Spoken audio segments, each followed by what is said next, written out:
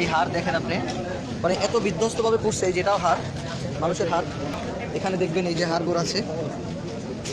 আল্লাহ এরকম মৃত্যু কাউকে না দিক, এটা আশা করি।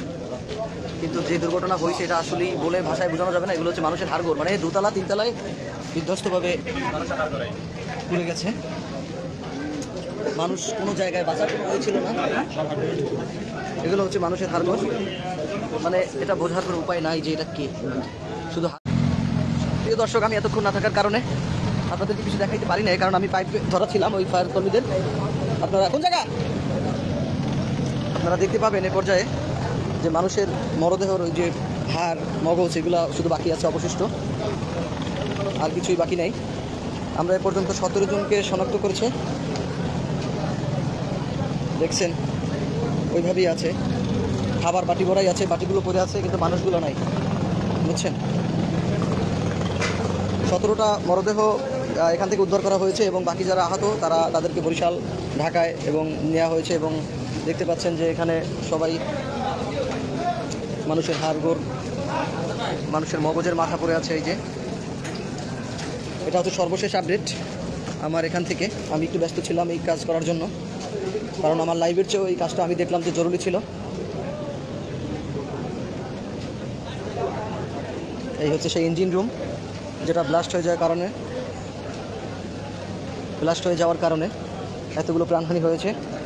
আল্লাহ জানে বাকি কতগুলো কি আছে। দেখছেন যে এই একটা বাইকের যদি এই অবস্থা হয়, তাহলে একটা মানুষের কি অবস্থা হয়েছে পড়ার পরে। প্যাকেট করে সবগুলো নেওয়া হয়েছে।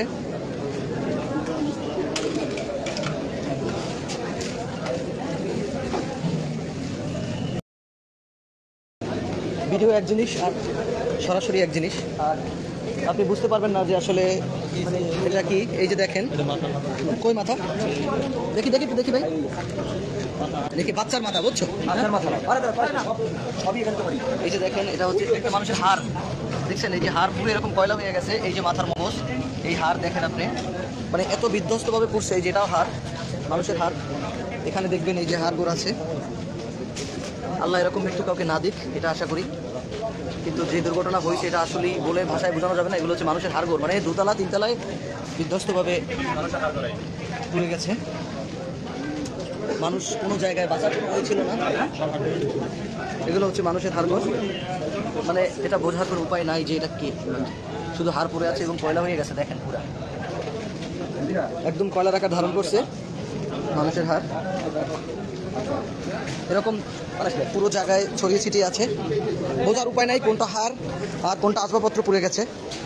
দেখতে পেয়েছি প্রচুর হাড়গোড়, বিশেষ করে বাচ্চাদের, এবং বাচ্চারা যাদেরকে মা বা বাবা নিতে পারে নাই, বা ভাই বোনের সাথে ছিল নিতে পারে না, বা দৌড়াদৌড়িতে রয়ে গেছে, বাবা মা মনে করছে হয়তো চলে গেছে, তাদের বা নিচে নামছে। এরকম দুঃখিত, একটি ফোন আসছে আমার। কুয়াশাটা এতটাই ছিল, অন্ধকারাচ্ছন্ন ছিল যে মানুষ কোথায় নামবে, কোন দিকে যাবে, এরকম কোনো ওই ছিল না। দর্শক, এই হচ্ছে সেই সর্বোপরি এখানে 17টা মৃতদেহ এখানে বর্তমান অবস্থায় আছে। আল্লাহ জানে যে এই হাড়গোড় এবং এগুলো ডিএনএ টেস্টের পর বোঝা যাবে কতগুলো মরদেহ, মানে কতজন মানুষ মারা গেছে, এটা একমাত্র উপর আল্লাহ জানে। এটা এখানে 17 জন লাশ আপনারা দেখতে পাচ্ছেন। আমরা এখানে দেখেছি তারা উদ্ধার করেছে, আমরা এখানে ছিলাম। দর্শক, আমি দুঃখিত যে লাইভ করার পরে, প্রথম লাইভের পরে আমাকে কাজ করতে হয়েছে, কারণ কাজ না করে উপায় ছিল না, লাইভ করার সময় ছিল না। কারণ মানুষ তারপরও কেবিনের ভিতরে ছিল, তাদেরকে বের করতে হয়েছে এবং তাদের মরদেহ বের করতে হয়েছে, মানে দমকল কর্মীকে, উদ্ধার কর্মীদের সাথে কাজ করতে হয়েছে। এই জন্য আমি দুঃখিত আপনাদের কাছে। এখন আমি সর্বশেষ অংশ দেখাচ্ছি আপনাদেরকে। এটা হচ্ছে লাস্ট আপডেট, আজকের মতো এটা লাস্ট আপডেট। এরপরে আর কিছু এখানে বাকি নাই। মানুষের আহাজারি এবং মানুষের যে কষ্ট, আপনারা একটু পরে স্বজনরা আসতে শুরু করেছে। এ পর্যায়ে স্বজনরা কিন্তু আসতে শুরু করেছে, যাদের পরিজন তারা পায়নি। কেউ বলতেছে কেবিনে ছিল, কেউ বলতেছে যে এখানে ছিল। মানুষের অঢেল, মানুষের ঢল দেখবেন, শুধু মানুষ আর মানুষ। আপনি যত দূর যাবেন শুধু মানুষ আর মানুষ, যত দূর যাবেন। পুরো গ্রাম ছাইয়ে গেছে। এপাশে একটি মরদেহ আছে, এটি নতুন এইমাত্র নামছে, ঠিক আছে। মানুষ পুরে কয়লা হয় আমি কখনো দেখি নাই, কিন্তু এই সচক্ষে দেখলাম যে জীবন্ত মানুষ পুরে কিভাবে কয়লা হয়ে যায়, কতটা কষ্ট হয় তখন তাদের পরিবার পরিজনের। যে আপনজন পুড়তেছে, সে নামতেছে, একজনকে রেখে একজন নামে যাইতেছে। আল্লাহ জানে কি হয়েছিল এখানে।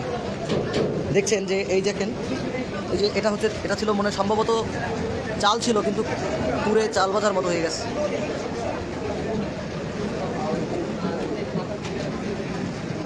ভাই পুলিশের এখন অনেক কিছু বাকি আছে কাজ, আরগুলো ওইখানে ওরকম রেখে দাও ভাই। সাবির ভাই দোতলায় চলো, দোতলায় হ্যাঁ কোন সময় কোন সময় নিচতলা 1 কেবিন দিয়ে 7টা বেরোছে এইমাত্র। 17টার পরে আরো 1 কেবিন থেকে 7 জন পাওয়া গেছে যারা দরজা খুলতে পারে নাই। তো এই যে উদ্ধার করবে ভাই না, হ্যাঁ 7টা কোন পাশ থেকে নামাইছে, এইমাত্র 7 জন বের করছে। 17 আর 7 এখন পর্যন্ত 17-7 দেখাবেন।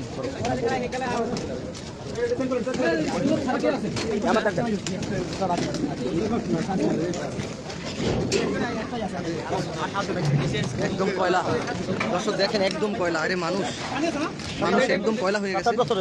7 বা 8 বছরের বাচ্চা হবে। এটা কেবিন, এখান থেকে 7 জন বের হয়েছে। দেখেন 7 বা 8 জন, এর চেয়ে আর কষ্টদায়ক কিছু না, নিজের চোখে দেখতেছি। দেখেন এই কেবিন থেকে এইমাত্র 8 জন বের হয়েছে আগের 17 জনের পরে।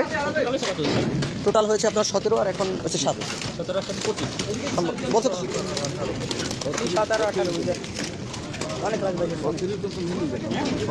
না 17টা ট্রলারে পাইছে আর এখন 7 জন পাইছে না, যেটা যেটা কারেক্ট নিউজ ওইটা বলবেন, বুঝছেন। এরপরে কেবিন সার্চ করতেছে এখন ওই উদ্ধারকর্মী ভাইরা, তারা অক্লান্ত পরিশ্রম করে যাচ্ছেন সেই রাত 3টা থেকে। জালকাঠি এবং সব জালকাঠি আপনারা বরিশাল জালকাঠি সম্মিলিতভাবে উদ্ধারকর্মী ভাইরা পরিশ্রম করতেছেন, আমরা তাদেরকে সামান্যতম সাহায্য করতেছি এক্ষেত্রে। এই যে দেখেন, এই যে দেখেন কেবিনের ভিতরে হাড়ের কি অবস্থা, মানে এখানে শুধু দেখবেন হাড়, আর কিছু বাকি নাই, শুধু হাড়। এটা হচ্ছে এইমাত্র কেবিন, এটা 3 তলার অংশ। আমি আপনাদের দোতলা দেখিয়েছি, নিচতলা দেখাইতে পারি নাই। এটা দেখাইছি দোতলা, 3 তলা এখনো দেখাইতে পারি নাই। এখান থেকে এইমাত্র 7টি মরদেহ উদ্ধার করা হয়েছে, এর মধ্যে কি 7 বছরের শিশু কেউ যা পরিবারের। এই একটা হাড় দেখেন, এই যে পুরো কি অবস্থা আপনারা দেখবেন যে হ্যাঁ এটা একটি হাড়, মানুষের হাড়। দেখেন কিভাবে পড়ছে, উনি হয়তো মাংস পুড়ে গেছে, কিন্তু হাড়টা বাকি আছে। ভাই ভিতরে ঢোকা যাবে জান। বরিশাল এবং জালকাঠি ভাইরা উদ্ধারকর্মী ভাইরা নিজের জীবন বাজি রেখে তারা পরিশ্রম করতেছে, কারণ তারা আগুনের ভিতরে আসছিল। যখন দাউ দাউ করে জ্বলছিল তখন জালকাঠি এবং বরিশালের উদ্ধারকর্মী দমকল ভাইরা এবং এলাকার কিছু সংখ্যক মানুষ, আমি সহ, দেখেন আগুনের এত উত্তাপ। তাহলে যখন আগুন জ্বলছে তখন এখন আগুন নিভানো, কিন্তু এখনকার উত্তাপ দেখলে মনে হচ্ছে যে এখানে দাঁড়ানো দুষ্কর, জুতা পুড়ে যাচ্ছে নিচে। কিন্তু মানুষ পালানোর কোনো জায়গা নাই, মানুষ নামার কোনো জায়গা ছিল না, মানুষ হতভম্ব হয়ে গেছে, কেবিন থেকে বের হইতে পারে না। কারণ সেই টাইটানিকের মতো দুর্বিষহ অবস্থা যে মানুষ কোন দিকে পালাবে। এত বড় লঞ্চ, দরজা খোঁজার আগেই মানুষ পুরে ছাই হয়ে গেছে, কারণ দরজা কখন খুলবে তার আগে আগুনের এত উত্তাপ ছিল। ইঞ্জিন ব্লাস্ট হওয়ার পরে যে এখান থেকে বের হওয়ার কোনো ওই ছিল না, অন্ধকারে দেখাতে পাচ্ছি না। ভাই নতুন লাশ পাওয়া গেলে বললেন। এইমাত্র যে কেবিন থেকে লাশটি পাওয়া গেছে আমি আপনাদের দেখাবো। সেখান থেকে 7 জন নেওয়ার পরেও ওটা একটি ডাবল সিটের কেবিন, তারপরেও 2 জন রয়ে গেছে। ওই যে মাথার মগজ দেখছেন, ওইটা মাথার মগজ ওইটা আমি দেখাচ্ছি। এই যে দেখেন এইটা মাথার মগজ, এটা মানে মাথাটা পুড়ে যাওয়ার পরে এই অবশিষ্ট অংশে, ঠিক আছে, মনে হচ্ছে যেন হাত পা বাঁধা ছিল, বের হইতে পারে না মানুষ, এরকম অস্থিরতার সহিত মারা গেছে।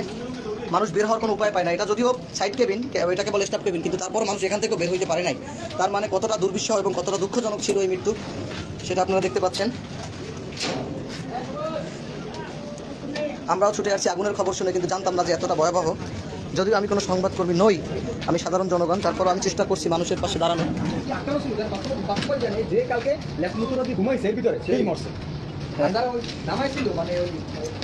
দেখার উপায় নাই, কারণ কম্বল সহ একদম পুষ্ট হয়ে আছে। এর ভিতরে মানুষ আছে কিনা সেটা দেখতে পারবে ফায়ার ব্রিগেড কর্মীরা, এছাড়া দেখা করছে সম্ভব না।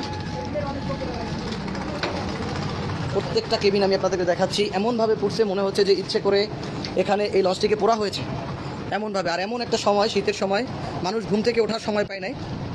এই হচ্ছে সেই সামনের যেখান থেকে লঞ্চকে নিয়ন্ত্রণ করা হয়। কিন্তু দেখবেন যে অবশিষ্ট কিছুই বাকি নাই।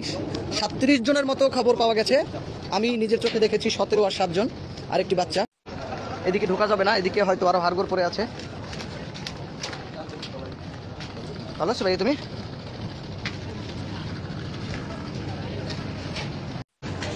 দুর্বিষহ জনগণ, সর্বস্তরের মানুষজন এখানে আসছেন, তারা দেখতেছেন। দর্শক আমি এখন বিদায় নিচ্ছি। মোহাম্মদ সাইফুল ইসলাম, জালকাঠি, বাংলাদেশ ছাত্রলীগ, জালকাঠি।